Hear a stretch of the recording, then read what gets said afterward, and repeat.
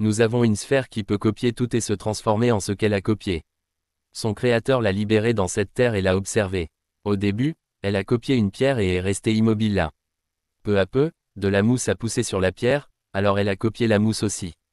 La neige a alors commencé à tomber. Un loup blessé s'est effondré juste à côté de la pierre. Il a copié le loup et a pris sa première conscience.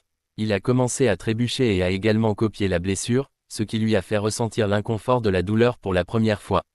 Mais il s'est rapidement rétabli et a continué à marcher. Il a continué à marcher sans aucun but. Après un certain temps, il est retourné chez l'ancien propriétaire de ce loup. Le propriétaire était très heureux de son retour. En entrant dans la maison, il a vu tout ce qui était nouveau et cette sensation de chaleur lui a donné envie de rester ici pour toujours. Il a ensuite été nourri par le propriétaire et s'est endormi. La nourriture ici était désormais très limitée. Il ne pouvait donc pas être difficile sur quoi que ce soit de délicieux. Après avoir mangé, le propriétaire est allé dormir. Le matin, il est sorti pour couper du bois dans les maisons environnantes pour se réchauffer. Les gens qui vivaient ici avec lui sont tous partis il y a 5 ans à la recherche d'un endroit meilleur et plus complet pour vivre. Seul lui est resté ici, seul avec le chien tout ce temps. Il avait voulu partir, mais le chien lui mordait toujours les jambes pour le retenir, alors il a dû rester. Les adultes lui avaient dit de rester et de s'occuper des personnes âgées, mais ils sont tous partis. Les carillons éoliens devant la maison ont sonné, faisant croire au garçon que tout le monde était revenu. Mais quand il est rentré à la maison, la scène solitaire est restée inchangée. Les carillons éoliens ont sonné parce qu'un poisson avait mordu à l'appât, un très gros poisson. La nuit, le garçon a découpé le poisson, et parce qu'il voulait économiser du bois de chauffage, il a choisi de le manger cru au lieu de le cuire. Il se souvenait encore des visages de tous ceux qui vivaient ici, et il voulait vraiment quitter cet endroit. Le lendemain, il a résolument emballé ses affaires et est parti à la recherche d'un meilleur endroit. Après avoir parcouru une certaine distance, tous deux ont découvert une pierre avec une flèche pointant vers l'avant. Cela doit être un message laissé par tout le monde. Tous deux ont continué leur voyage et ont installé un camp la nuit pour se reposer. Au matin, ils ont continué et ont trouvé une autre pierre de guidage. De nombreux jours se sont écoulés, chaque jour étant le même que le précédent, rien n'a changé. Jusqu'au jour où le garçon a découvert un arbre sur la route. Il l'a utilisé comme bois de chauffage et est retourné sur la route principale lorsqu'il a vu la pierre. Soudain, le garçon est tombé dans un lac froid. Sa jambe était blessée, il a donc dû réinstaller un camp pour la bander et réchauffer son corps. Le garçon a décidé de ne pas revenir car la nourriture n'était pas encore épuisée. Le garçon continuerait son voyage, et tant qu'il aurait de la force, il continuerait. Après avoir marché sans interruption pendant 2 jours, la blessure semblait empirer, mais le garçon n'abandonna pas, car si les gens ne revenaient pas, il devait avoir atteint un endroit vraiment bien. Il ne reviendrait pas juste pour mourir en pourrissant dans cette maison. Cependant, le garçon découvrit que la pierre suivante qu'il vit avait une marque X sur la flèche. À proximité se trouvaient les ruines d'un véhicule en panne et des tombes similaires à celles qu'il avait faites pour ses grands-parents. Le garçon savait ce qui s'était passé, mais essayait toujours de penser de manière positive, mais les larmes continuaient de couler. Il se demandait s'il pourrait atteindre un meilleur endroit. Le garçon abandonna et décida de rentrer chez lui. Tous deux errèrent pendant plusieurs jours pour retourner dans cette maison en décomposition. Le garçon était déprimé depuis plusieurs jours sans se soucier d'allumer un feu ou de trouver de la nourriture. La blessure à la jambe n'était presque pas soignée, elle s'aggrava donc progressivement, et ce qui devait arriver arriva. Le garçon s'assit sur la chaise et mourut. Le loup courut, et puis il copia la forme du garçon et devint humain. Le garçon avait atteint un meilleur endroit au paradis. Bien qu'il ait pris forme humaine et se soit mis en route vers le meilleur endroit que le garçon avait toujours voulu, à partir de maintenant, il rencontrerait sûrement de nombreuses personnes et vivrait beaucoup plus de choses. Il est ensuite allé au sud pour trouver plus d'informations pour sa propre évolution. Parce qu'il manquait de caractéristiques humaines, ainsi que de la blessure à la jambe et de presque aucun complément nutritionnel, il est mort rapidement, mais à chaque fois, il pouvait renaître à nouveau. Avec cette créature, chaque mort était une transformation. Jusqu'à présent, il était mort 6 fois. La première fois, il lui a fallu 5 jours pour renaître, et la 6e fois, il n'a fallu qu'une demi-journée. Finalement, il a réussi à atteindre la montagne que son ancien propriétaire avait désespérément voulu atteindre. Cependant, il a été immédiatement attaqué par un ours géant et est mort à nouveau. Dans un village, il y avait une petite fille nommée March. Elle jouait habituellement avec Perona, une fille plus âgée qui vivait à proximité. Au milieu de la partie, March fut rappelée à la maison par ses parents. La petite March voulait vraiment devenir adulte car il ne restait plus que 3 enfants dans le village, dont 2 dans cette même maison. Sa mère pensait qu'elle ne serait considérée comme adulte que lorsqu'elle pourrait dormir sans mouiller son lit. Le lendemain matin, Perona pratiquait toujours le tir à l'arc comme d'habitude, mais ses compétences étaient plutôt médiocres. March jouait toujours avec des animaux en peluche. Lorsque Perona est venue jouer, soudain une cloche a sonné. Perona savait ce que cela signifiait, alors elle a rapidement emmené March en bas de la montagne. Mais en chemin, tous deux ont été arrêtés par Ei, le chef du conseil de garde du village. Il s'est avéré que la cloche de tout à l'heure était un ordre d'assemblée. March a été ramené au village et le doyen du village, accompagné de Ei, a rassemblé tout le monde. Et annonça qu'ils avaient été choisis par le Dieu qui apporte la prospérité et la paix, et qu'ils devaient choisir une fille sans tache à offrir au Dieu. L'aîné du village examina les 3 enfants du village, puis choisit Little March. Tout le monde la félicita d'avoir été choisie. Ses parents sourirent devant les autres, mais quand ils rentrèrent chez eux, ils ne purent que pleurer et s'excuser auprès d'elle. Ayaz arriva et révéla que la fille avait été choisie comme sacrifice pour le Dieu. Le jour de la cérémonie, elle participerait à un festin pour dire au revoir à sa famille, puis serait emmenée sur la montagne en sacrifice pour que le Dieu la mange. 1 an plus tard, ils y retourneraient pour récupérer les restes pour que la famille les enterre. March refusa obstinément parce qu'elle ne voulait pas mourir mais voulait devenir adulte. March n'accepta pas qu'elle seule devait mourir, mais elle n'avait pas le choix. Dans les jours qui suivirent, March fut constamment surveillée par Ei. Si elle s'enfuyait, sa petite sœur serait choisie à la place. Le jour où elle fut emmenée, March dut dire adieu à ses parents pour partir. En chemin vers la montagne, Ace dit que lorsque March traverserait l'autre monde, elle serait libre de devenir adulte comme elle le souhaitait. Soudain, une flèche vola vers Ace, et March en profita pour s'échapper. Quelqu'un s'était précipité pour percuter Ace puis s'était enfui. En courant, March trébucha et tomba dans un petit étang à proximité. C'est là que March rencontra accidentellement cette créature immortelle. Lorsque 2 soldats arrivèrent et assistèrent à sa renaissance, ils s'enfuirent terrifiés, pensant que c'était un monstre. Il se détourna alors, et la petite March essaya de poser des questions mais ne reçut aucune réponse, alors elle le suivit. La personne qui avait attaqué était en fait Perona. Elle avait prévu d'utiliser un squelette pour simuler la mort de March. Mais elle décida de laisser Perona là-bas car elle serait certainement punie. Les 2 soldats revinrent et dirent à Ei qu'il devait trouver un autre enfant car March était avec un monstre. La petite March remarqua alors qu'il ne pouvait pas parler. Tous deux avaient faim lorsqu'ils virent un arbre plein de fruits, alors March grimpa pour en cueillir. Quand elle le lui donna, il jeta soudainement le fruit par terre et se pencha pour manger comme un loup comme avant. La petite fille essaya de lui apprendre à dire merci, mais cela n'eut aucun effet. La petite March cueillit des fruits, et il mangea tout sans en laisser pour elle, la faisant pleurer et grimper à l'arbre pour en cueillir et manger pour elle-même. Mais quand elle le vit debout en bas, regardant vers le haut, elle en jeta quelques-uns pour qu'il les mange. Le sentiment de s'en occuper comme un enfant rendit la fille extrêmement intéressante. Quand il en eut assez de manger, il alla dormir derrière un arbre cassé. Cette nuit-là, March rêva de retourner au village après s'être échappé, seulement pour voir les 2 enfants restants se faire sacrifier. Et puis Perona et les villageois lui tournèrent le dos. March se réveilla, inquiète de ce qui s'était passé dans son rêve, alors elle se mit activement en route pour rentrer. Mais quand il se réveilla et ne vit pas March, il suivit la fille. Elle lui lança des fruits pour le faire aller dans une autre direction, mais il continua à suivre March à chaque fois, la faisant se sentir de plus en plus comme sa mère. March lui apprit plus tard à tenir la nourriture, mais il la laissa toujours tomber par terre et mangea comme un chien. March le vit comme un enfant, alors elle décida de l'appeler Fushi, ce qui signifie immortel. Les 2 soldats gardaient maintenant Perona en attendant le retour de Ei. Cependant, Perona profita de leur manque de concentration pour sortir un couteau caché dans sa chaussure pour couper les cordes. À proximité, l'ours qui avait tué Fushi auparavant s'approchait. Au moment où Perona coupait les cordes, l'ours géant apparut avec son énorme corps. Les flèches n'étaient rien pour lui, et il tua simplement un soldat d'une morsure. Un soldat s'enfuit et l'ours s'en prit alors à Perona. Elle réussit à couper les cordes à temps et courut, mais l'ours la poussa au bord d'une falaise et la fit tomber. Pendant ce temps, Ace avait trouvé March marchant avec Fushi. Perona fut heureusement sauvé par des branches d'arbres et tomba dans l'étang où March avait trouvé Fushi. March disait maintenant au revoir à Fushi pour revenir avec Ace, mais voyant March partir, Fushi sembla évoluer. Il apprit progressivement l'aspect le plus important de l'être humain, les émotions. Perona, en marchant, vit des fruits mordus éparpillés sur le chemin et les suivit.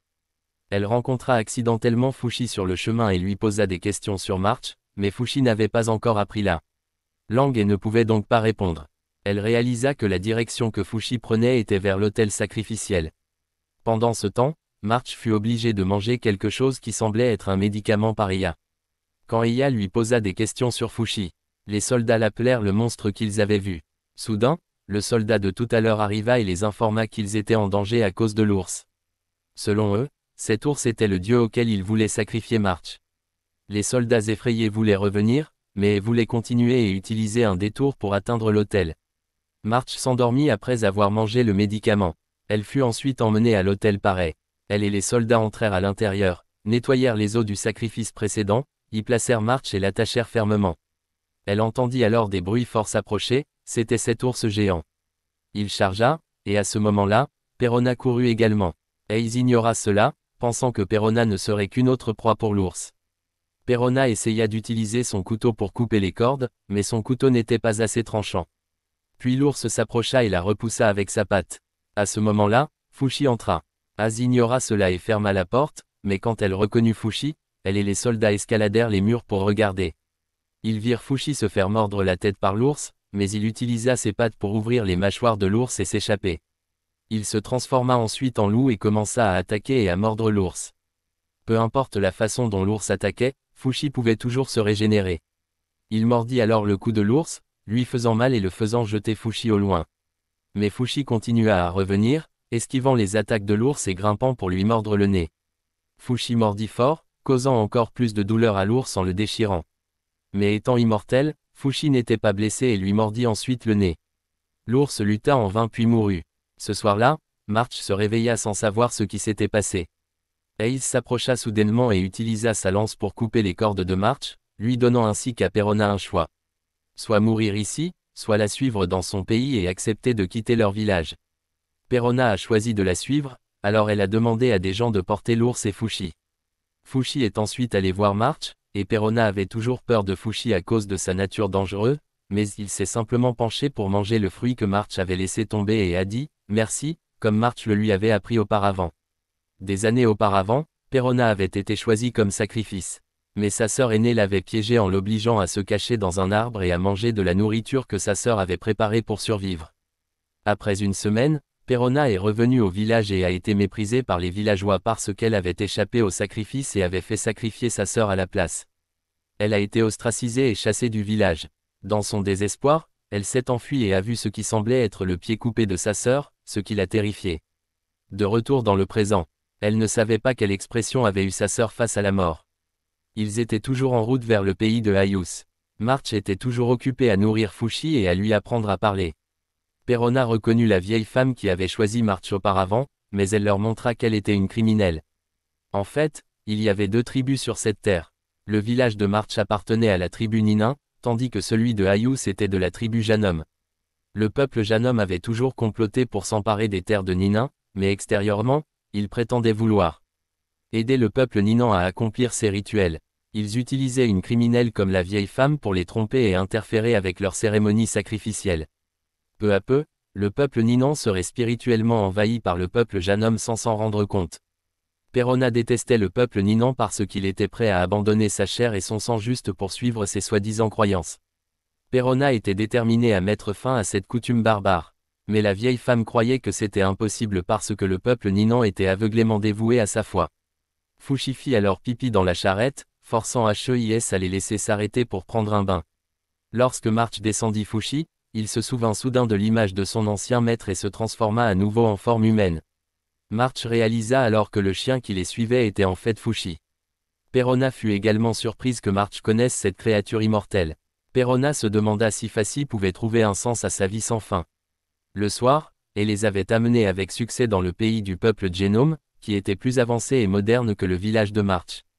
Elle les laissa manger ce qu'ils voulaient et dit qu'elle paierait.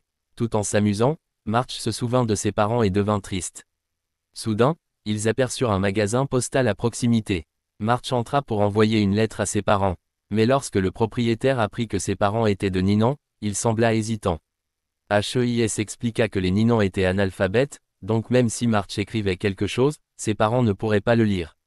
March fit alors des empreintes de main avec de l'encre sur le papier, pensant que ses parents comprendraient cela. Cependant, Personne ne connaissait l'adresse exacte de ses parents, car il y avait plus de 40 villages à Ninan, et il ne savait pas à qui l'envoyer. Perona décida de garder la lettre, et il l'enverrait une fois qu'il connaîtrait l'adresse. Ils allèrent ensuite dîner où Heis dut leur apprendre à utiliser des baguettes. Alors que Fushi mangeait des brochettes de bonbons, il fut piqué dans la bouche par un bâton et saigna, mais peu de temps après, il apprit la bonne façon de manger. Soudain, March et Perona tombèrent clairement inconscients. Heis avait un plan prévu. Elle emmena alors Fushi devant ses supérieurs et raconta comment elle avait vaincu le dieu ours. Pour tester l'immortalité de Fushi, ils ont amené un prisonnier pour le poignarder. Fushi s'est rapidement rétabli et a créé une pointe qui a percé l'épaule de l'homme. Fushi a maintenant appris à connaître la douleur et a continué à être torturé et attaqué. Mais lorsqu'il a essayé de s'échapper en se transformant en loup, Heis lui a tiré une flèche, le faisant s'effondrer à mi-chemin. Elle a ensuite jeté Fushi avec March pour que la fille puisse le calmer. March a sorti la flèche pour Fushi et a cherché Perona. La fille la plus âgée était à l'étage supérieur et a demandé à March d'attacher une flèche à une corde et de la lui envoyer. Elle a également demandé à March d'envoyer une partie de la fourrure de Fushi. Fushi a soudainement couru dans un coin de la cellule et a commencé à creuser pour sortir. Tous deux ont vu l'ours garder là, et il semblait qu'il n'était pas mort mais juste épuisé par ses blessures. March a remarqué que son dos était plein de flèches et a voulu le soigner. Soudain, elle est revenue, en disant qu'elle ne pouvait trouver personne prêt à surveiller l'ours. Après avoir trouvé March, elle a assigné la fille à surveiller l'ours, pensant que même si l'ours la mangeait, cela n'aurait pas d'importance. Dans les jours suivants, March a surveillé l'ours tout en prenant soin de Fushi, tandis que Perona à l'étage planifiait leur évasion. Elle aiderait la vieille femme à s'échapper et ensemble, ils maîtriseraient les gardes pour faire sortir March de là. Elle voulait ramener une partie de la peau et de la fourrure de l'ours au village pour leur prouver qu'ils n'avaient plus besoin du rituel sacrificiel. March a réussi à retirer toutes les flèches du corps de l'ours et s'est liée d'amitié avec lui. Elle pensait que l'ours finirait par revenir là où il appartenait sans être attaqué par les humains. Cependant, un merci a été entendu et l'ours est officiellement décédé. Perona était au courant et a décidé qu'elle devait agir bientôt.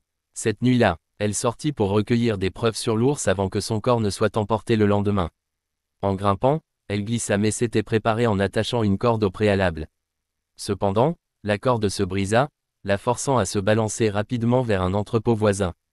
Elle réussit à descendre dans l'entrepôt mais fut rattrapée par un soldat. Lorsqu'il essaya de l'agresser, elle riposta immédiatement et vola ses affaires.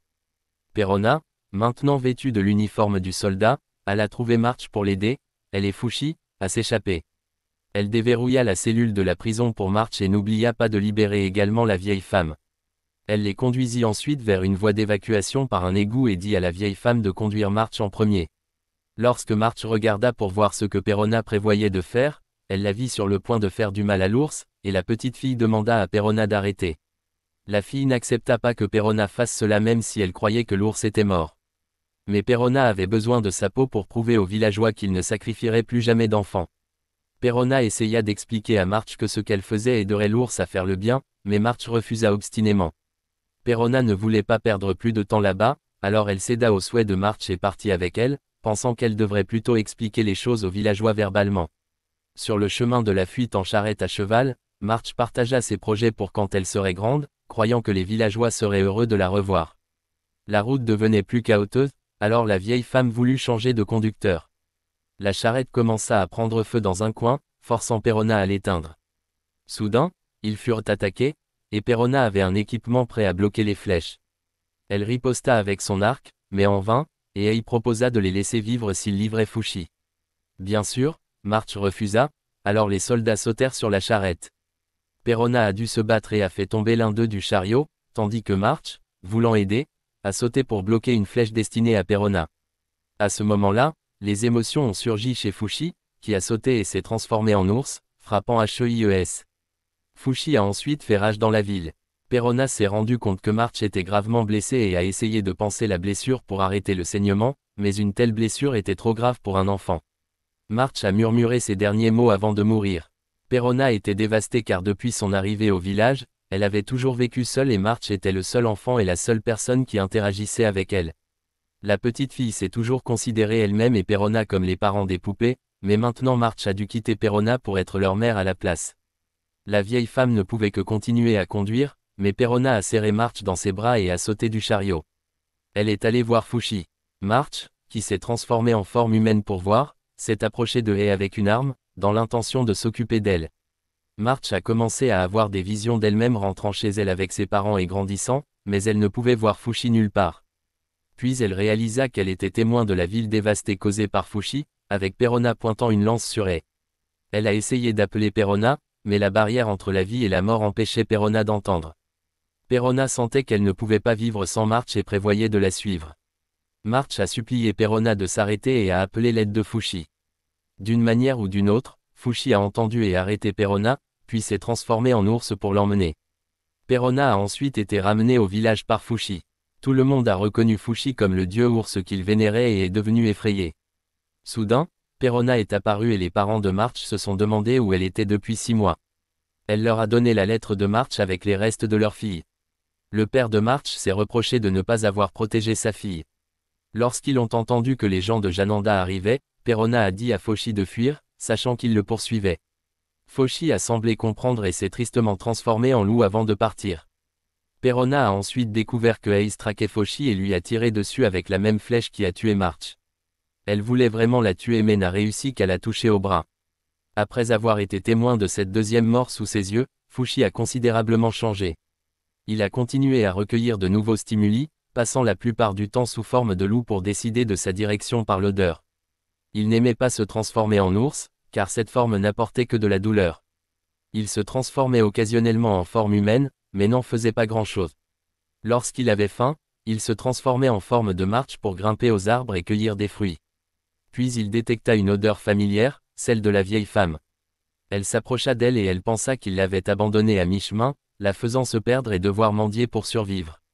Elle crut que March était toujours en vie jusqu'à ce qu'elle voie Fushi s'approcher, regarder la tache de sang de March et se transformer à nouveau en adolescent. Puis elle réalisa que c'était Fushi. Fushi continua à errer sans but, alors elle le suivit.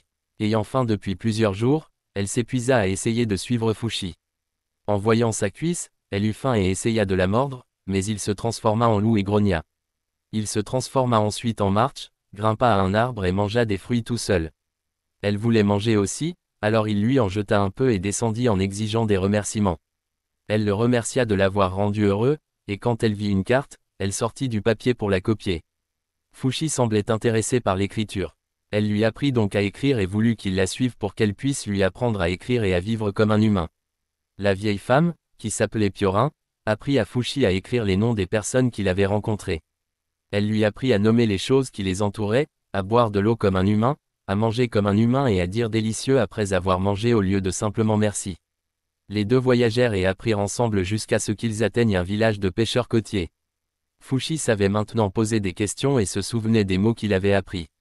Il parla de plus en plus clairement, racontant à Piorin son souhait de grandir comme March l'avait souhaité. Avant de la rencontrer, il avait toujours voyagé seul jusqu'à ce que quelqu'un le nourrisse. Bien qu'ils ne connaissent pas leur nom, il s'en souvenait clairement et utilisait désormais leur forme pour vivre. Cette nuit-là, Piorin réalisa qu'ils avaient atteint sa patrie, un pays souvent en guerre avec Jananda. Elle avait prévu de passer la nuit avant de rendre visite à une connaissance. Pendant son sommeil, Fushi fut soudainement attaqué par une créature surnaturelle qui transperça son corps. Il se transforma à nouveau en loup et vit la créature se transformer en adolescent. Soudain, le temps s'arrêta et une entité spirituelle informa Fushi que cette forme était la sienne et avait été volée par la créature. En termes simples, c'était l'ennemi de Fushi et il devait se battre pour récupérer cette forme. Fushi attaqua et l'entité expliqua que cette créature avait un noyau et existait pour voler les formes de transformation de Fushi. La forme de loup fut ensuite percée et volée, forçant Fushi à passer à la forme d'ours pour se battre. Bien que l'ours soit grand, il réussit à attraper le loup et tenta de l'écraser, mais il poignarda la main de Fushi et tenta également de prendre la forme d'ours. Fushi a agi aussi vite que possible et a exposé le noyau de la créature, mais elle avait déjà pris la forme d'ours. Fushi a utilisé la forme de March pour s'échapper. Il a grimpé à un arbre et a sauté à l'emplacement du noyau de la créature, essayant de la retirer. La créature a utilisé des branches d'arbre pour éloigner Fushi, mais cela a en fait aidé à retirer son noyau, ce qui l'a fait cesser de fonctionner et s'est asséché. Toutes les formes ont été renvoyées à Fushi. Lorsqu'il s'est demandé quelle était cette entité, l'être s'est révélé être le créateur de Fushi, qui souhaitait changer le monde. Cependant, des créatures comme celles qu'il venait de combattre ont été envoyées pour arrêter Fushi. Il se reverrait, mais pour l'instant, il était préférable que Fushi s'amuse. Piorin ne savait pas ce qui venait de se passer, et Fushi ne le lui a pas dit. Le lendemain matin, Fushi et Piorin sont arrivés chez son amant et ont rencontré un étrange garçon portant un masque transparent ressemblant à un lézard. En remontant le temps, il y avait deux frères nommés Shin et Gugu qui ont toujours rêvé d'avoir beaucoup d'argent pour vivre dans un immense manoir. Le matin, Gugu allait au marché local pour vendre des légumes donnés par son maître. Là, le garçon était toujours attiré par une jeune femme du même âge dont il ne connaissait pas le nom. Après la fermeture du marché, Gugu retourna à son abri et trouva Shin en train de parler à trois inconnus que son frère prétendait être ses amis. Le jeune garçon n'avait d'autre choix que de croire ce que son frère disait. Le garçon vérifia plus tard sa tirelire et découvrit qu'il manquait de l'argent, soupçonnant son frère de l'avoir pris. Mais Gugu ne pouvait pas soupçonner son seul parent, alors il cacha la tirelire dans un tronc d'arbre voisin et partit manger du pain seul avec un chien errant qu'il avait trouvé. Le lendemain, Gugu rencontra le même chien qu'il avait nourri la veille, et au même moment, il entendit quelqu'un appeler le chien. En suivant la voix, il rencontra la jeune femme pour laquelle il avait un béguin secret. Le garçon rendit le chien à son propriétaire, et fut récompensé par une bague en or par la fille s'il la vendait. L'argent pourrait durer toute une vie, c'est un peu exagéré. Gugu revint heureux avec une bague à la main, mais réalisa soudain que la tirelire était complètement vide avec seulement une lettre à l'intérieur, et que Shin avait disparu sans laisser de traces. Errant tristement sur la colline, Gugu regarda le camion de bois et se demanda s'il devait se jeter dessus pour tout mettre fin. Soudain, une bûche tomba du camion et faillit heurter Gugu, le faisant abandonner cette pensée stupide. Le chauffeur descendit pour s'excuser et demanda au garçon de surveiller la bûche. Pendant qu'il cherchait de l'aide. Cependant, la bûche commença à glisser en bas de la colline, et en bas se trouvait la jeune femme qui cueillait des fleurs. Gugu sauta pour la repousser pour la sauver pendant qu'il tombait en bas de la colline avec la bûche. Plus tragiquement, la grosse bûche écrasa le visage du garçon. Gugu apprit alors que la fille qu'il aimait s'appelait Rin lorsqu'il entendit son père appeler à l'aide d'en haut.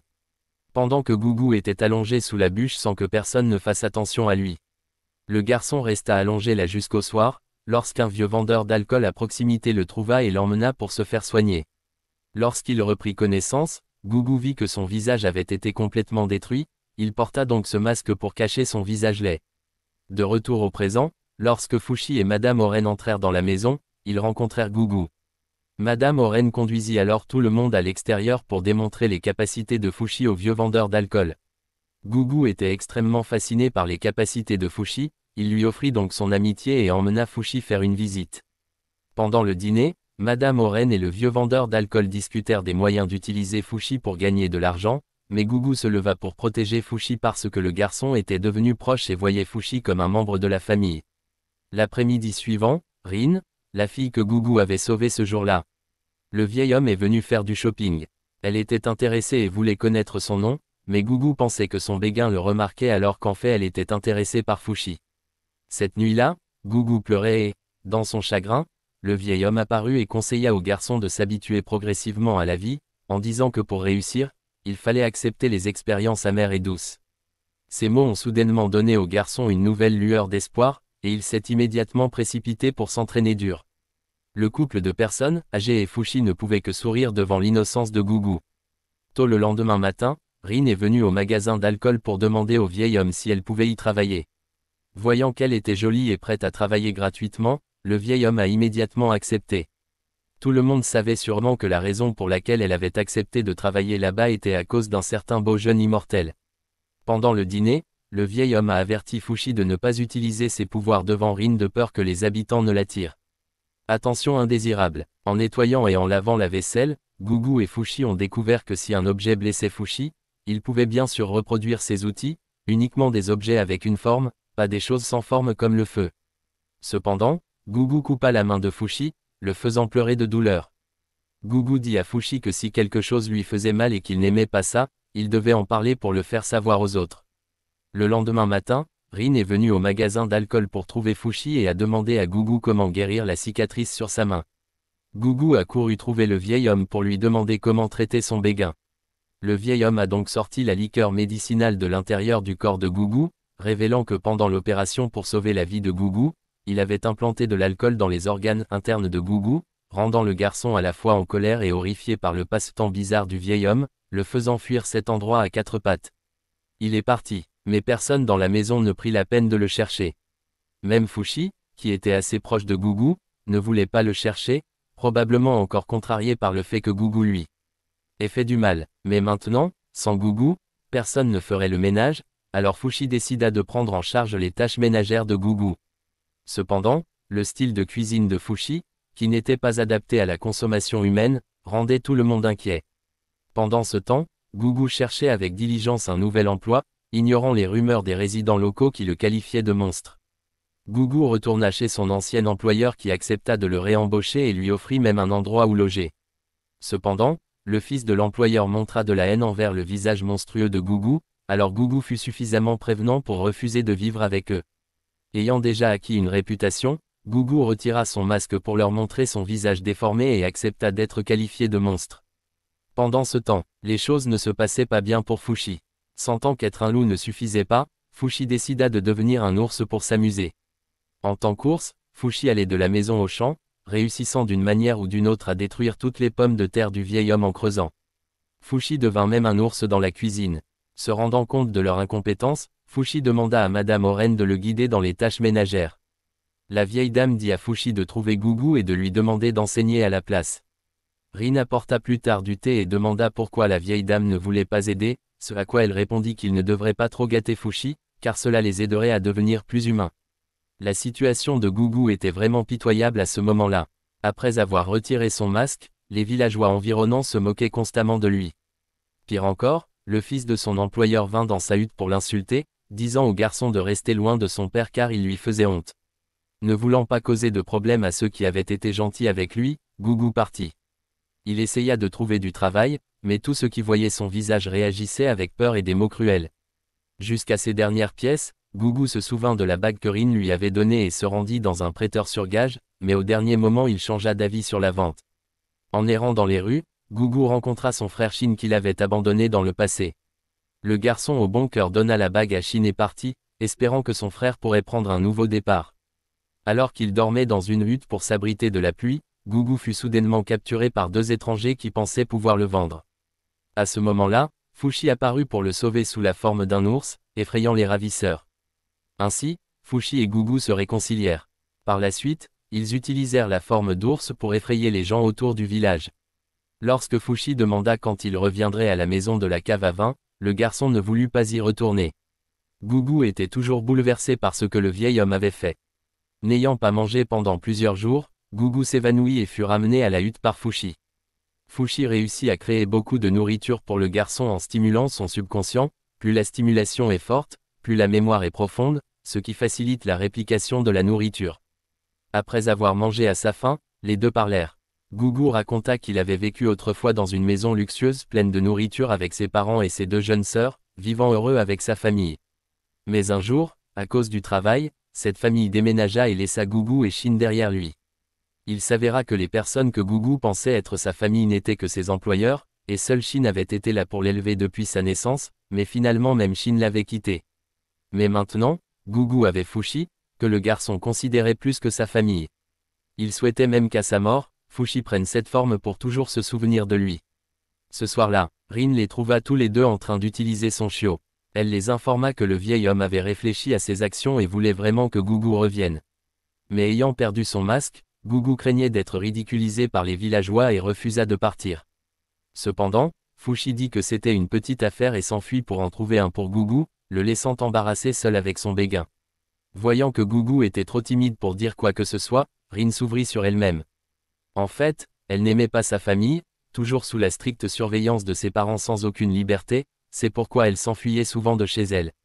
Après cela, Rin donna à Gugu le masque qu'elle utilisait souvent pour se faufiler et lui dit que peu importe ce qu'était Gugu, elle serait toujours prête à ouvrir son cœur pour le comprendre. En entendant son béguin dire cela, Gugu ne pouvait pas se cacher dans la tente pour toujours. Fushi, après avoir cherché longtemps, a finalement trouvé le masque de Gugu dans l'étang. Et en même temps, il rencontra la personne qui l'avait créé. Il avertit Fushi de ne pas penser que la paix durerait éternellement, car les ennemis attendaient toujours de l'attaquer. De l'autre côté, après que Gugu ait libéré Rin du soldat que sa famille avait engagé pour la ramener, ils retrouvèrent tous les deux Fushi. Gugu reprit son propre masque et donna l'autre à Rin parce qu'il ne voulait pas que les autres la remarquent. Après avoir marché un moment, le groupe fut repéré par le serviteur proche de Rin. Ayant pris soin de Rin depuis son enfance, comment le serviteur ne pouvait-il pas la reconnaître même avec le masque? Gougou ne voulait pas la laisser reprendre Rin, alors il lui attrapa la main et courut dans la forêt. Fushi se transforma en marche pour distraire le serviteur afin que les deux puissent s'échapper. Comme le créateur l'avait prévenu, après la bataille précédente, il semblait que Fushi n'avait tiré aucune leçon.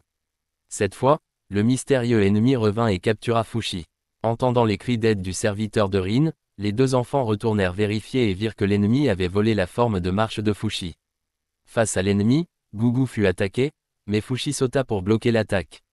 Le monstre utilisa des cordes pour les attacher tous les deux, forçant Fushi à se transformer en ours pour se libérer, mais le monstre jeta ensuite Gougou et poignarda Fushi, continuant à voler ses capacités de transformation. Gougou réussit à se relever, étourdi et vomissant l'alcool dans son corps, et la torche à proximité enflamma l'alcool sur le sol. Gougou eut l'idée de cracher du feu pour brûler l'ennemi, mais malheureusement, il avait vomi tout l'alcool de son corps. Le garçon dit à Fushi de tenir bon pendant qu'il se précipitait vers la maison du vieil homme pour chercher plus d'alcool et revenir aider Fushi. Quand il arriva, Gougou vit la famille de Rin la forcer à quitter la maison du vieil homme. Gougou, affecté par l'alcool, tituba ivre, ignorant tout ce qui se passait autour de lui. Il s'approcha et demanda au vieil homme de le remplir d'alcool pour qu'il puisse aller sauver Fushi. Ensuite, le garçon ivre défendit son béguin devant ses parents et déclara hardiment qu'il était l'homme qui aimait le plus Rin, puis partit pour retourner au combat. La créature hostile s'était alors transformée en ours, mais avec son corps rempli d'alcool, Gougou cracha rapidement une flamme massive qui incinéra l'ennemi. Suivant la lumière émanant de l'ennemi vaincu, Gougou vit la vraie forme de Fushi. Fushi était revenu à sa forme de pierre. Après avoir perdu toutes ses transformations, mais grâce à l'aide de Gougou, il réussit à récupérer toutes les formes qu'il avait perdues. Ils revinrent à l'aube, et comme la famille de Rin était là, Gougou montra ses talents de cuisinier en préparant un grand festin pour tout le monde. Dehors, le créateur parla à Fushi, lui disant que les créatures qu'il avait attaquées étaient des cogneurs, dont l'existence était censée détruire ce monde. Il demanda à Fushi de partir pour se renforcer, car lorsque les cogneurs perdent, ils apprennent toujours de leur défaite, et lorsqu'ils reviennent, Fushi perdrait toutes ses formes et ses souvenirs, ne devenant rien d'autre qu'une pierre comme avant. Fushi désobéit obstinément au créateur parce qu'il avait toujours Gougou, croyant que Gougou se battrait à ses côtés. Mais il semblait que le créateur connaissait déjà le sort de Fushi, alors il n'en dit pas beaucoup plus avant de partir. De nombreuses années passèrent et Gougou était devenu un jeune homme fort grâce à un entraînement assidu. Grâce à l'apprentissage de Gougou, Fushi pouvait désormais très bien cuisiner. Il était devenu plus grand et parlait plus couramment qu'avant. L'anniversaire de Rin approchait et elle invita Fushi et Gougou à y assister. Fushi ne s'était pas transformé une seule fois au cours des 4 dernières années.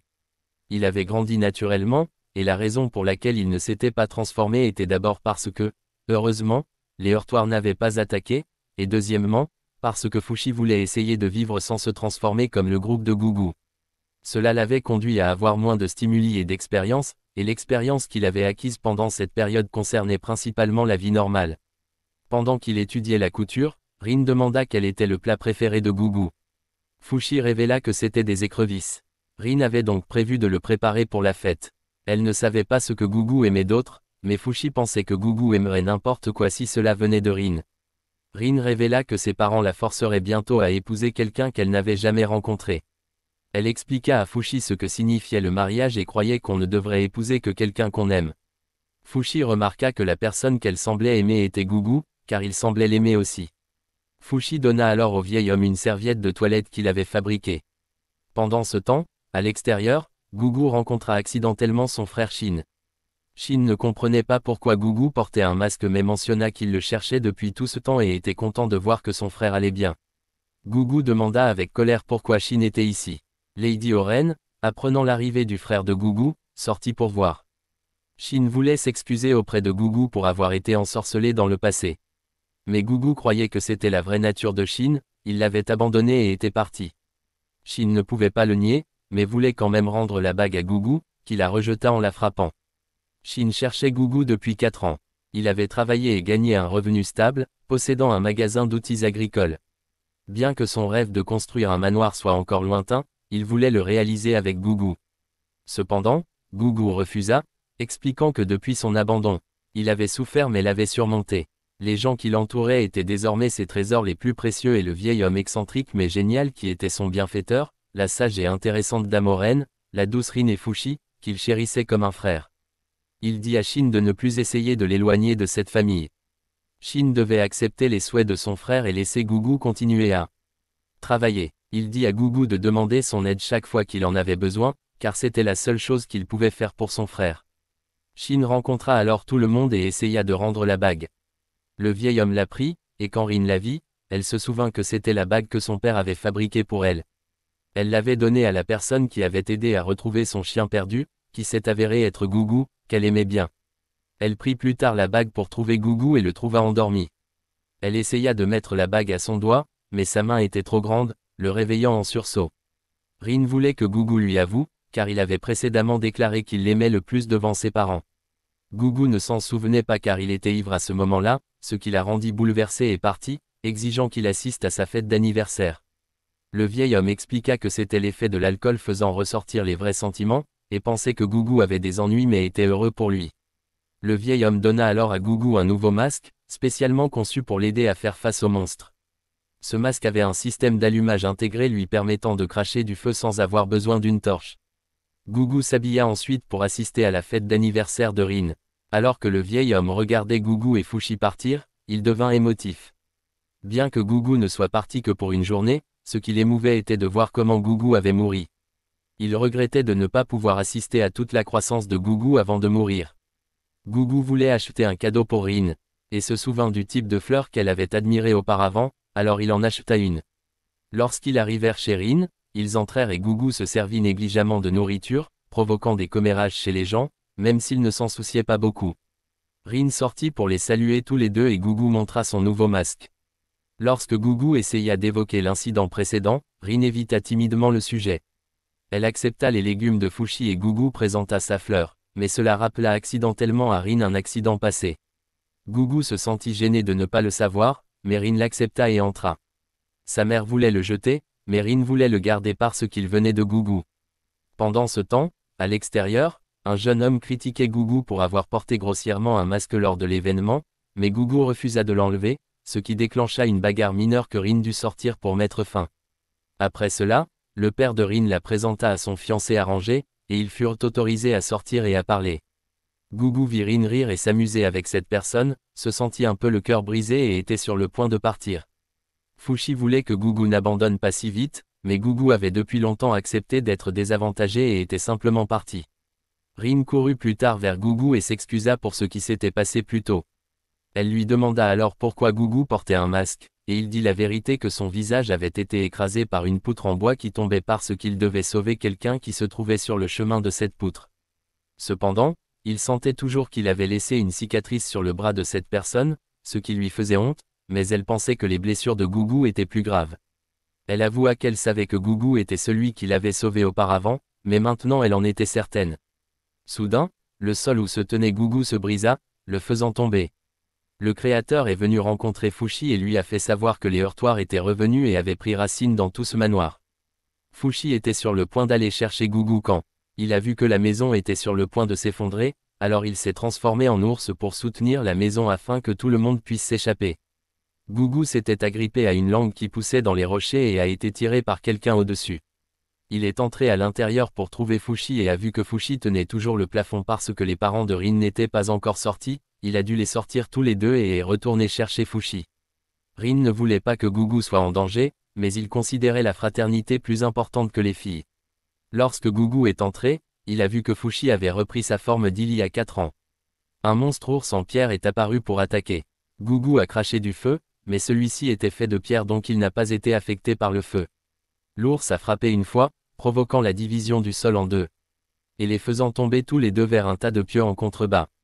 Fushi transforma ses membres en flèches pour s'enfoncer dans la paroi de pierre et grimper.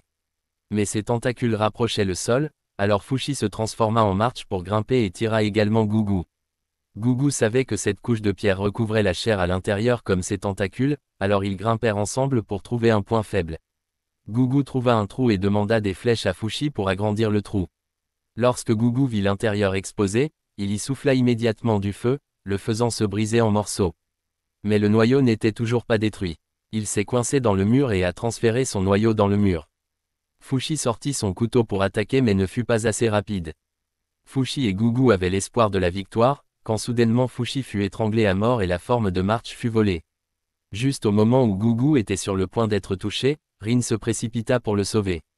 Alors qu'ils essayaient tous les deux de courir, l'ours attaqua et fit s'effondrer complètement le manoir. Fushi avait réussi à se relever à ce moment-là, mais il ressentit soudain une douleur qui ne venait pas de lui-même. Fushi savait que quelque chose de mal se passait. Gugu et Rin étaient maintenant sous les ruines. Gugu savait qu'ils ne pourraient pas tenir plus longtemps. Ils se promirent d'aller cueillir des fleurs ensemble lorsqu'ils s'échapperaient d'ici. Rin retira alors le masque de Gugu et vit du sang couler. Elle embrassa soudainement Gugu, et à ce moment-là, Fushi réalisa qu'il avait acquis une nouvelle forme de transformation qui était Gugu. Il ne pouvait pas accepter qu'une autre personne proche de lui soit partie. Il n'y a que Gugu soit mort, mais utilisa toujours la forme de Gugu pour se battre. Il cracha continuellement du feu jusqu'à ce que le monstre le jette dans la mer. Il le poursuivit, mais le changement soudain de température le fit se briser et le noyau s'échappa. Le créateur lui a dit qu'il était parti vers l'ouest et qu'il pourrait encore le rattraper s'il le poursuivait maintenant, mais il a choisi de rester et de s'occuper des choses ici avant de le poursuivre. Par la suite, il a vu qu'ils avaient réussi à sauver Rin, mais Gugu était vraiment décédé. Shin est venu chercher le corps de son frère à la maison, et Gugu a maintenant vu les images qu'il voulait le plus voir, de toutes les personnes importantes pour lui, mais quand il a vu la réalité qu'il était mort, Gugu n'a pu que serrer tout le monde dans ses bras une dernière fois. Dans les jours qui ont suivi, Fushi a décidé de partir pour éviter d'attirer plus d'ennemis. Shin prendrait en charge les fonctions de Gugu ici, tandis que Rin, qui venait de se réveiller, courait à la recherche de Gugu. Elle ne savait pas ce qui s'était passé alors elle a couru vers la maison de la cave à vin. À ce moment-là, Gugu avait partagé ses derniers mots avec Fushi. Soudain, Rin est venu le chercher, le forçant à se transformer en Gugu pour la tromper. Il lui dit que Fushi était celui qui était mort et l'emmena voir la tombe. Le couple de personnes, âgées compris et joua le jeu pour tromper Rin. Elle voulait aller cueillir des fleurs avec Gugu, mais il dit qu'il était occupé maintenant et qu'il la rencontrerait plus tard, lui disant de garder la bague. Dans les jours qui suivirent, Rin continua d'attendre Fushi dans ce champ de fleurs et dit à son père qu'elle ne se marierait plus parce qu'elle avait quelqu'un qu'elle aimait, et que sûrement cette personne voyageait maintenant avec Fushi. Oui, elle savait tout mais s'est trompée pour éviter de souffrir. Fushi voyageait depuis 4 jours et appelait maintenant le créateur. Il lui demanda ce qu'il devait faire maintenant, mais le créateur voulait seulement qu'il devienne plus fort pour récupérer ce qui avait été volé, car il avait perdu toutes les images de March. Il avait besoin de Fushi parce qu'il était la seule existence spéciale dans ce monde, et les heurtoirs avaient aussi besoin de lui. Mais Fushi pensait que s'il devenait quelque chose d'insensé, les heurtoirs n'auraient plus besoin de lui. Lorsqu'il se transforma en fruit, le créateur le retransforma en humain, en disant que même en tant que fruit, les heurtoirs viendraient toujours jouer avec lui. S'il persistait, il redeviendrait une sphère et ne pourrait plus jamais reprendre sa forme humaine. Le créateur ne s'en soucierait pas, mais il était sûr que Fushi le ferait. Fushi lui dit de se battre s'il le voulait, mais le créateur dit qu'il disparaîtrait un jour et que la mission de protéger le monde lui reviendrait, il devait donc l'entraîner par tous les moyens possibles. Lorsque Fushi essaya de le défier, le créateur le retransforma en loup et lui dit que s'il ne voulait plus souffrir, il devait devenir plus fort. Plus tard, Fushi sentit une odeur familière et courut chercher Orin. Elle avait décidé de le suivre puisque Shin et Rin aidaient à la cave à vin. Rin avait réalisé ce qui lui était arrivé, c'est pourquoi elle avait laissé partir Orin si facilement. Oren savait qu'elle ne vivrait plus très longtemps et voulait le soutenir avec ses forces restantes. Quand il refusa, elle ne l'accepta pas. Il ne voulait voir personne d'autre mourir et la supplia de rentrer chez elle. Mais elle le frappa avec son bâton, disant que c'était sa vie et qu'il n'avait pas le droit de contrôler ce qu'elle voulait faire. Les deux finirent par voyager ensemble mais ne s'étaient pas réconciliés et ne voulaient pas se parler. Elle continua à lui offrir de la nourriture mais il continua à refuser. Ils atteignirent plus tard un village et Oren entra pour manger. Mais Fushi craignait que des heurtoirs ne les trouvent, alors il ne voulut pas rester longtemps. Il demanda plus tard au créateur où se trouvaient les heurtoirs et apprit qu'ils étaient toujours sous terre et n'avaient pas fait surface. Sous leur forme de bas, le créateur ne pouvait pas les sentir. Mais quand ils devinrent grands, il put les sentir clairement. Quand Oren se demanda à qui il parlait, il lui parla du créateur. Il savait que lui seul pouvait la protéger maintenant, et il semblait que le créateur l'avait intentionnellement laissé le suivre pour lui donner une raison de devenir plus fort. Le lendemain matin, Oren voulait des fruits et dit à Fushi de grimper et d'en cueillir. Quand il ne put pas grimper, elle lui dit de se transformer en March, mais il avait perdu la forme de March et n'avait plus que des images fugaces, incapable de se transformer en elle. Le créateur expliqua qu'une fois perdu, il ne pouvait se transformer à nouveau en cette forme que s'il la récupérait. En entendant parler de son état, Oren craignait de perdre sa forme de gougou et de perdre également ses souvenirs, ce qui serait comme mourir à nouveau, et les souvenirs de Fushi de tout le monde disparaîtraient comme s'il était mort aussi. Déterminé à ne pas laisser cela se produire, le lendemain, il étudia plus attentivement ses capacités. Il pouvait se transformer en tout ce qu'il touchait, mais les êtres conscients étaient différents, ils ne pouvaient se transformer en eux qu'après leur mort. Avec des créatures comme les crabes, quand Oren les cuisinait, il ressentirait une douleur lancinante comme le crabe, et bien qu'il puisse se transformer en crabe, ce en quoi il se transformait ne pouvait pas avoir de vie. Oren lui demanda comment il avait gagné avant, et après qu'il lui ait expliqué, elle lui dit que c'était dû à des changements soudains de température et le lui décrivit. Elle le dirigea ensuite vers une forêt pleine d'animaux que les humains évitaient généralement en raison de ces dangers, où ils pourraient acquérir de nouveaux pouvoirs plus utiles. Le lendemain, ils embarquèrent tous les deux sur un bateau pour atteindre cette forêt. Mais dès qu'ils montèrent à bord, une fille leur dit de se séparer en deux camps pour les hommes et les femmes. Aucun d'eux ne se doutait de rien et les suivit, seulement pour que Fushi soit conduit et enfermé dans une cage. À l'intérieur se trouvaient des personnes qui semblaient être des esclaves avec des marques estampillées sur leurs mains. Après que Fushi ait été estampillé, cela lui fit assez mal, mais il se rétablit. Il craignait que Madame Oren ne soit également attrapée. Lui et les autres furent ensuite emmenés sur une île, et lorsque l'inspecteur vit qu'il n'avait aucune marque, ils pensèrent qu'il avait été amené ici par erreur. La fille de tout à l'heure qui avait emmené Madame Oren vint chercher Fushi. Lorsqu'il lui demanda où se trouvait Madame Oren, elle ne le savait pas. Il décida alors de partir et de perdre sa queue. Il se transforma plus tard en loup et suivit l'odeur pour trouver Madame Oren. Il pouvait sentir son odeur de l'autre côté du mur, alors il essaya de trouver un moyen de grimper dessus, mais creuser dans le sol ne fonctionnait pas, et grimper nécessitait de planter des flèches une par une. Cependant, en grimpant, il fut emporté par le vent et se fendit la tête. La fille de tout à l'heure et son groupe le trouvèrent et découvrirent ses capacités de régénération, alors ils promirent de garder le secret. Quant à sa recherche d'Oren, elle s'excusa de les avoir confondus avec des criminels. Cet endroit était une île-prison utilisée pour détenir des prisonniers dangereux. Quand il a voulu emprunter un arc pour tirer sur ce hibou pour qu'il vole, elle l'a arrêté parce que c'était son compagnon. Fushi voulait savoir s'il y avait un moyen de passer le mur, mais malheureusement il n'y en avait pas. Cependant, elle avait un moyen pour lui de gagner du pouvoir dans cet endroit où il devait gagner ce tournoi. Le gagnant obtiendrait tous les privilèges sur l'île. Il ne savait pas ce qu'il devait faire ici, alors l'annonceur a déclaré les règles. Celui qui survivrait sur le terrain serait le gagnant. Fushi pensait que c'était facile puisqu'il ne pouvait pas mourir. Le massacre a alors commencé et il a vu que la réalité de ce combat était un meurtre sans signification, tout le monde s'entretuant frénétiquement pour devenir le dernier debout. Fushi ne pouvait s'empêcher de se sentir nauséeux. À la fin, ce type aux cheveux roux était le dernier à rester, mais comme Fushi était toujours sur le terrain, il lui a jeté une hache à la tête. Fushi a vu beaucoup de gens le regarder et ne savait pas quoi faire. Parce que le vieux vendeur d'alcool lui avait dit de ne pas révéler ses pouvoirs aux autres, mais il avait quand même besoin de gagner pour atteindre son objectif. Il resta donc là, figé, et l'autre gars s'approcha et utilisa toutes les armes qu'il put trouver pour le transpercer. Voyant qu'il ne tomberait pas, le gars savait qu'il n'était pas facile à gérer, alors il fit sagement semblant de tomber pour le laisser gagner. Par la suite, il rencontra à nouveau cette fille, elle se présenta comme Tanari, et le conduisit à rencontrer tout le monde, puis annonça que les 100 premières personnes qui voulaient lui parler devaient payer. Lorsqu'un jeune homme ne les laissa pas abuser de leur pouvoir, il fut immédiatement abattu d'une fléchette somnifère. Tanari l'aidait à se bâtir une réputation pour devenir le chef de l'île, car les dirigeants précédents étaient tous morts en 2 semaines, ce qui avait plongé l'île dans le chaos pendant si longtemps. Mais maintenant qu'il était immortel, il pouvait l'utiliser pour gouverner et changer cet endroit. Cependant, il s'en fichait. Il voulait juste sauver Oren et partir. Quand il partit ensuite, Tanari et les enfants qui le connaissaient continuèrent à le suivre. Ce grand gars était Yoroi. Cette fille aux cheveux roux était Mia. Ce garçon aux cheveux bouclés était Sandal. Et cette fille qui tirait des fléchettes était Opa. Ils l'emmenèrent faire un tour et lui firent savoir qu'il y avait 3 églises construites ici qui trompaient les gens de l'extérieur en leur faisant croire que cet endroit avait toujours les bénédictions des dieux et des divinités.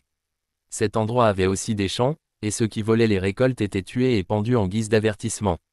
Il était permis de tuer ici tant que la personne était coupable, elle était exécutée sans pitié. Les ressources sur l'île étaient très rares, alors ils ont dû endurer pour éviter de perdre la vie, même s'ils voulaient vraiment partir. Cet endroit était à l'origine géré par un pays, mais en raison du nombre incontrôlable d'habitants, il est devenu autonome. Fushi regarda ensuite les marques sur leurs mains et apprit que ce triangle représentait les membres de la famille des criminels, tandis que les criminels auraient un cercle supplémentaire au milieu. Il ne comprenait pas pourquoi les prisonniers pouvaient vivre librement à l'extérieur, alors que Tanari avait dit plus tôt que Madame Oren était emprisonnée. Pourquoi Madame Oren était emprisonnée alors que d'autres prisonniers ne l'étaient pas? Tanari dit à Fushi que Madame Oren avait en fait été arrêtée à Genome pour avoir empoisonné 10 personnes, et qu'elle était classée comme criminelle dangereuse. Cependant, Fushi sent maintenant qu'il ne peut pas coopérer avec eux car ils sont trop malades pour pouvoir rire et jouer dans un endroit comme celui-ci. Cette nuit-là, il a essayé de tirer sur un oiseau pour qu'il vole et trouve Madame Oren. Mais le créateur lui a demandé pourquoi il n'avait pas continué le tournoi. Il a dit qu'il ne voulait pas tuer de gens. Le créateur lui a dit que la mort arrive à tous les humains, mais que les humains ont le droit de choisir quand ils meurent, comme Gugu. Fushi a indirectement causé la mort de Gugu. Mais Gugu a choisi de sauver Fushi et a raccourci sa propre vie. Par conséquent, en ce qui concerne ces criminels là-bas, ils avaient échangé leur durée de vie pour trouver une opportunité de changer de vie, ils ne devraient donc pas se sentir coupables. Mais il a ignoré les paroles du créateur et a continué à chercher. Et une fille est venue et lui a léché la joue.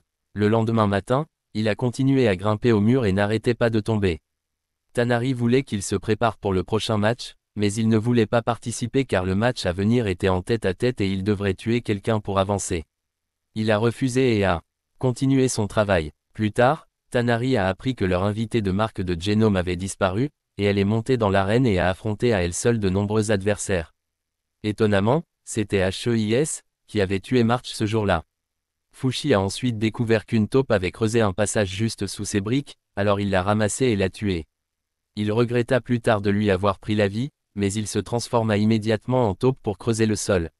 Cependant, il fut attrapé par un oiseau et déposé près du groupe de Tanari, il dut donc entrer dans le match. Son adversaire était un oncle fou de combat. Il utilisa son corps immortel pour l'intimider, mais l'homme n'avait pas peur et le mordit même un morceau.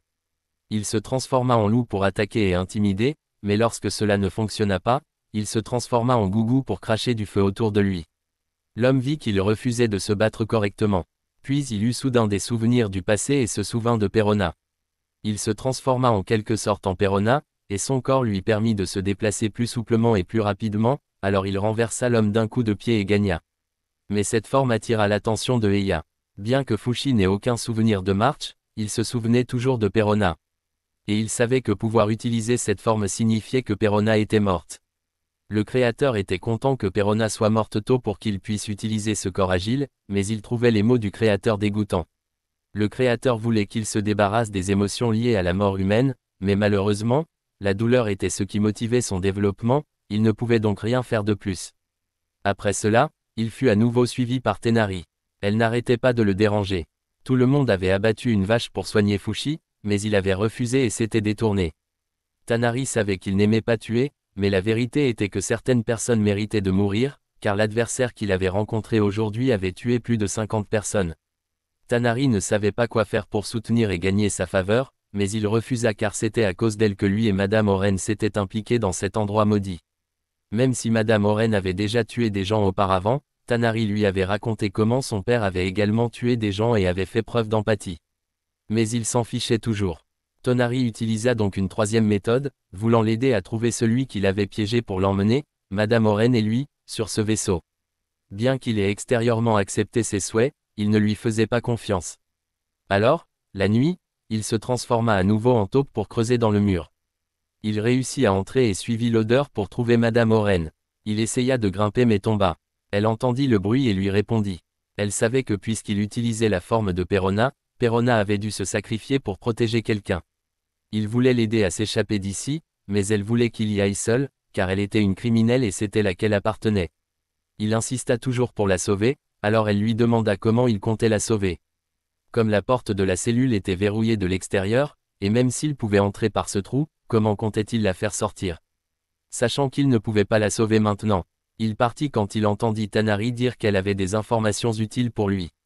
Il retourna dehors et demanda des informations. Mais elle dit qu'elle le lui dirait après avoir gagné le match de demain. Il devait obtempérer. Avant d'entrer dans l'arène, Tanari lui dit de viser la tête et d'assommer les adversaires au lieu de les tuer. Il entra ensuite dans l'arène et se transforma en Perona pour se battre. Mais son adversaire était un artiste martial qui protégeait toujours sa tête. Lorsque l'adversaire lui attrapa le cou, il se transforma en taupe pour creuser sous terre et attaquer par derrière pour le renverser. Mais l'adversaire se releva, et lorsque le public vit qu'il allait à nouveau épargner quelqu'un, ils tirèrent des flèches pour achever l'adversaire eux-mêmes.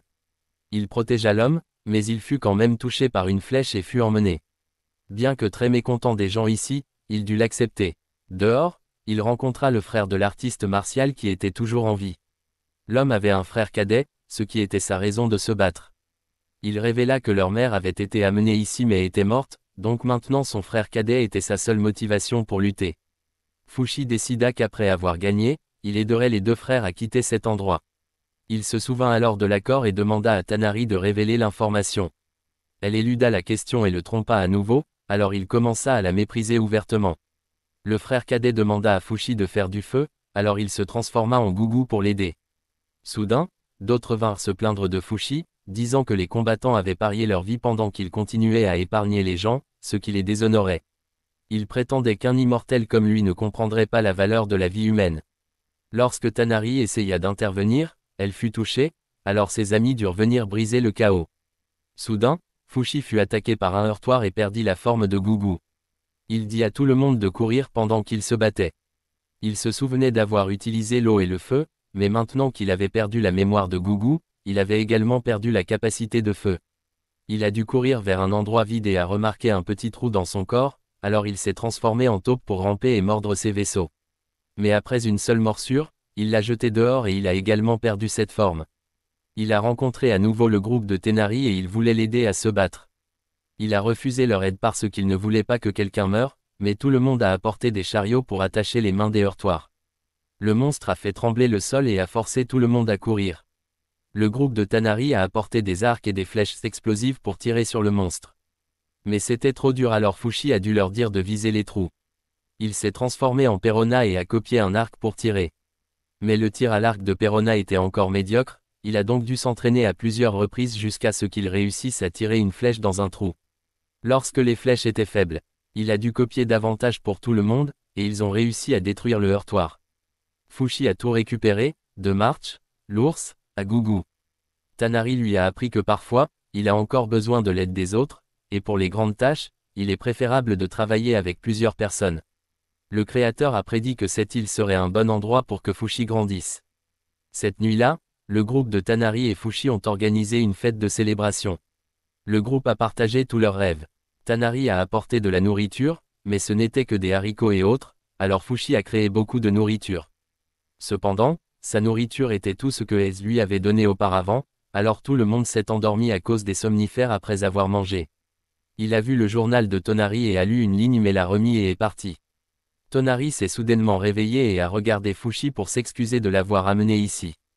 Elle a ensuite pris le journal pour écrire sa propre histoire. Auparavant, sa famille était l'ancienne propriétaire de la maison de la cave à vin. La famille de 3 personnes vivait très heureuse, mais quand elle avait 7 ans, Tanari découvrit le cadavre de sa mère à la maison. Les gens de l'église jugèrent son père coupable et l'exilèrent de cette île. Entre deux choix, vivre en orpheline ou venir ici, elle choisit de suivre son père sur l'île prison parce qu'elle croyait qu'il était innocent. Après avoir vécu un certain temps sur cette île sans loi, son père décida de participer à l'arène pour gagner le droit de partir et promit de rencontrer sa fille au port. Dans les gradins, Tanari pria pour la victoire de son père.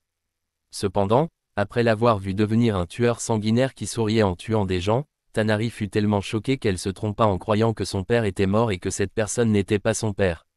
Finalement, elle se rendit au point de rendez-vous avec son père et trouva un journal accompagné d'un souhait d'anniversaire de sa part. Elle s'accrocha à ce cadeau comme l'un des rares bons souvenirs restants de son père. Derrière elle se trouvait l'homme meurtrier avec des excuses tardives avant d'être empoisonné et jeté à la mer. Heureusement pour Tenari, elle rencontra des amis dans des circonstances similaires et vécut avec eux jusqu'à l'âge de 12 ans. Elle accepta le travail d'importation de marchandises pour pouvoir sortir de l'île, mais elle était toujours sous surveillance stricte, ce qui rendait toute évasion impossible. À 13 ans, Tanari réalisa que les gens en dehors de l'île ne les accueillaient ni ne sympathisaient avec eux. À 14 ans, l'année où elle rencontra Fushi, une personne mystérieuse venue sur l'île en tant que visiteur avait convaincu Tanari que Fushi pouvait changer le destin de l'île, elle avait donc dû le tromper pour l'amener sur cette île. Cette personne avait en fait raison, car avec sa capacité d'immortalité, Fushi réalisait progressivement ce que Tanari souhaitait. Le lendemain matin, Fushi se retransforma en marche pour grimper et rencontrer avec succès la vieille dame Oren en prison. Il lui dit que demain serait le match final, et s'il gagnait, il la ferait sortir de là. Lors du match final, Fushi fut surpris que son adversaire soit Eve, qui était également la personne mystérieuse qui avait manipulé Tanari. En le combattant, elle révéla que la forme de Perona était son cadeau pour lui, qu'elle avait personnellement tué tout le village de March, et enfin Perona. En entendant ces choses horribles, Fushi déclara pour la première fois de sa vie qu'il la tuerait. Cependant, il n'était pas encore à la hauteur de HEIES. Il se battit sans technique et fut injecté d'un sédatif, ce qui le fit s'effondrer. Après avoir gagné, HEIES inventa une histoire pour le public de l'arène selon laquelle elle avait découvert Fushi il y a 5 ans, qu'elle l'avait guidé et lui avait appris à être humain. Mais parce qu'il ne comprenait pas l'esprit humain, il s'enfuit. Le public a commencé à être manipulé psychologiquement, alors Eza conclut son acte en disant qu'elle remettrait le leadership à Tanari. Les gens avaient l'intention de désobéir et voulaient tuer Tanari et ses coéquipiers, les forçant à fuir ensemble. Pendant ce temps, Fushi a été emmené par Eza à sa résidence. Au lit, Eza avait des intentions intimes avec Fushi alors qu'il était inconscient, mais le groupe de Tanari l'a interrompu, la faisant abandonner ses plans. Lorsque le groupe de Tanari est entré dans la pièce, ils n'ont pas pu trouver Fushi. Eze les a informés qu'elle l'avait emmené dans une pièce profondément souterraine où personne ne pouvait le contacter. Le capitaine est apparu et a demandé ce qu'il prévoyait de faire. Tanari, utilisant sa position de chef, a exigé le retour de Fushi et a dit qu'il copierait le vaisseau du capitaine pour qu'il puisse partir. Mais évidemment, Eze et le capitaine n'étaient pas d'accord pour que cela se produise. Il attrapa ensuite Appa et demanda au groupe de Tanari de s'excuser auprès de l'invité et de partir. La situation devint tendue lorsqu'aucun membre du groupe de Tanari ne voulut se soumettre. Mais soudain, Fushi apparut derrière HEIS avec une épée sur le cou. Il n'avait pas été complètement inconscient plus tôt, et la personne que les soldats avaient emmenée n'était qu'un cadavre qu'il avait séparé de lui-même. Alors qu'il s'était transformé en rat et s'était échappé, il apparut soudainement comme il le faisait maintenant. Il exigea qu'Eya laisse partir tout le groupe de Tanari, et qu'il remplisse toutes les conditions qu'elle souhaitait. Eya accepta. Le lendemain, le capitaine, représentant Tanani et désormais chef de l'île, annonça qu'il transporterait un maximum de 700 prisonniers hors de l'île, car le navire ne pouvait pas en transporter plus. Tanari choisit des enfants de moins de 7 ans et ses coéquipiers ainsi que la vieille dame Oren, et elle n'oublia pas d'aider les deux frères, artistes martiaux à la place de Fushi. Plus tard, Fushi est venu au port pour saluer le groupe de Tanari et la vieille dame Oren. Elle a dit qu'elle l'attendrait au port. Eze est arrivée pour interrompre leur conversation, calmant tout le monde pour s'assurer que personne ne puisse causer de problème. Puis elle a emmené Fushi et l'a laissé tomber dans un puits très profond. Tanari s'est alors réveillée et s'est retrouvée emprisonnée sur le navire du capitaine. Elle a ensuite rencontré le chef aîné et lui a demandé de la détacher. Elle lui a ensuite demandé de préparer un bateau pour qu'elle puisse revenir et sauver Fushi. Le hibou l'a également suivi, et bien que les soldats d'Hadès les aient découverts à mi-chemin, le capitaine n'a pas hésité à aider Tanari à s'occuper d'eux. Il a dû apprendre à ces personnes à ne pas agir de manière imprudente sur son navire. Tanari a donc décidé de continuer sa propre histoire, et elle voulait que Fushi fasse partie de son histoire à l'avenir. Tanari s'est ensuite rendu à la prison de Fushi, et abaissa une corde pour que Fushi se transforme en taupe et grimpe. Mais étonnamment, Fushi se tenait déjà derrière elle, car la fosse ne pouvait lui poser aucun défi. Cette nuit-là, une tempête est arrivée, les empêchant de partir, ils ont donc dû passer la nuit dans une grotte voisine. Le lendemain matin, quand Hadès est venu voir Fushi, elle a découvert qu'il s'était échappé. Soudain, un soldat a couru en signalant que la ville était en danger. Pendant ce temps, alors que Fushi et Tenari se préparaient à partir, le créateur est apparu et l'a informé que les heurtoirs attaquaient la ville. Il a décidé d'aider les habitants, mais Tenari s'y est opposé, disant que tout ce qui méritait d'être sauvé avait déjà été évacué par elle, donc Fushi ne devrait pas se risquer pour eux. Cependant, Fushi est quand même parti parce que le créateur a dit que s'il abandonnait la ville, les heurtoirs deviendraient plus forts et les problèmes futurs seraient encore plus grands. De l'autre côté, les heurtoirs avaient possédé les cadavres et s'étaient levés de la fosse des corps. Les résidents se battaient chaotiquement en vain. Fushi sauta pour se battre, bien qu'il ait hésité parce qu'ils étaient tous des gens, mais les résidents lui ont dit de se battre car ils étaient tous des personnes auparavant mortes. Pendant la bataille, Tanari est apparue pour le soutenir, et quand elle était en danger, ses coéquipiers sont également revenus pour les aider tous les deux. Le groupe a coopéré pour combattre les heurtoirs, espérant les éliminer tous avant la nuit. Soudain, UPA trébucha et fut possédé par un heurtoir. Mia, ne le sachant pas, alla aider UPA et fut poignardé. Fushi courut rapidement pour emmener Mia et demanda au créateur où se trouvait la direction sûre. Il indiqua une direction qui ne serait sûre que pendant quelques minutes. Il amena le groupe dans le lieu sûr temporaire, afin qu'il puisse essayer de sauver Mia. Yoroi demanda à Fushi s'il avait des capacités de guérison, mais c'était au-delà de ses capacités. S'il pouvait faire ça, il n'aurait pas subi autant de pertes. L'UPA possédé revint et Tanari supplia Fushi de ne pas lui faire de mal. Mais Fushi savait qu'elle était au-delà de toute possibilité de sauvetage et était sur le point d'en finir avec son épée. Cependant, il hésita au dernier moment et se fit attraper par le heurtoir, qui vola la forme de Perona. Yoroi découvrit alors qu'un heurtoir s'était attaché à sa jambe, alors il dit à Tanari d'aller de l'avant pendant qu'il s'occuperait de Mia. Sandal dut l'éloigner pour s'échapper. Alors que le heurtoir commençait à se propager sur le bras de Yoroi, il n'hésita pas à dégainer son épée et à se couper le bras. Il cria à Fushi de se transformer en taupe, puis le jeta pour que la chouette de Tanari l'attrape et s'envole loin de la zone. Yoroi fut alors possédé par le heurtoir. Yoroi retrouva plus tard ses deux amis dans l'autre monde. De retour à Hades, elle observait la situation dans haut quand soudain un heurtoir à proximité envahit son bras. Elle retira immédiatement l'horrible créature de son bras puis déplaça sa cible vers Tanari et Sandal qui fuyaient en contrebas. Cependant, Fushi sous forme d'ours l'attaqua avant que cette folle ne puisse faire quoi que ce soit de stupide. Il l'ignora lorsqu'il vit Tanari et Sandal en danger et se transforma en gougou pour cracher du feu, balayant tous les heurtoirs restants. Le créateur apparut et révéla qu'il ne restait que 3 heurtoirs sur l'île. Tragiquement, ces 3-là étaient les amis de Tanari. Trop ému en voyant cette scène, Fushi ne savait pas quoi faire. Mais avant de recevoir une réponse, Hades se précipita pour abattre Sandal et amena Tanari au bord d'un grand foyer. Elle déclara qu'elle ferait le sale boulot de tuer les amis possédés par les heurtoirs à sa place. Mais s'il n'était pas d'accord, elle tuerait Tanari. En entendant ces choses terribles, Tanari regarda Fushi et décida d'entraîner Hades dans la mer de feu. Mais Fushi réagit à temps pour sauver Tanari et Sedat et retenir Ashia. Une fois de plus face à des amis proches contrôlés, Tanari ramassa une épée, décidant de libérer ses 3 amis même si elle devait lutter avec ses propres émotions. Cependant, Fushi ne la laissa pas faire cet acte douloureux, il lui attrapa l'épée et marcha lentement vers ces 3 personnes. Après avoir traité les heurtoirs et incinéré les morts avec les habitants, Tanari et Sandal décidèrent de rester sur l'île pour réhabiliter la terre et prendre soin des résidents qui étaient désormais plus unis et humains qu'avant. Fushi continuerait son aventure, emmenant H.E.I.S inconscient avec lui pour empêcher cette folle de blesser à nouveau ses amis. Il dit au revoir aux 2 amis puis s'éloigna. Après un certain temps, H.E.I.S se réveilla sur le bateau et vit Fushi l'attendre.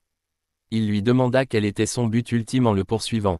Elle révéla que son seul désir était d'être à ses côtés, expliquant qu'elle avait tué March et Perona parce qu'ils essayaient de lui enlever Fushi.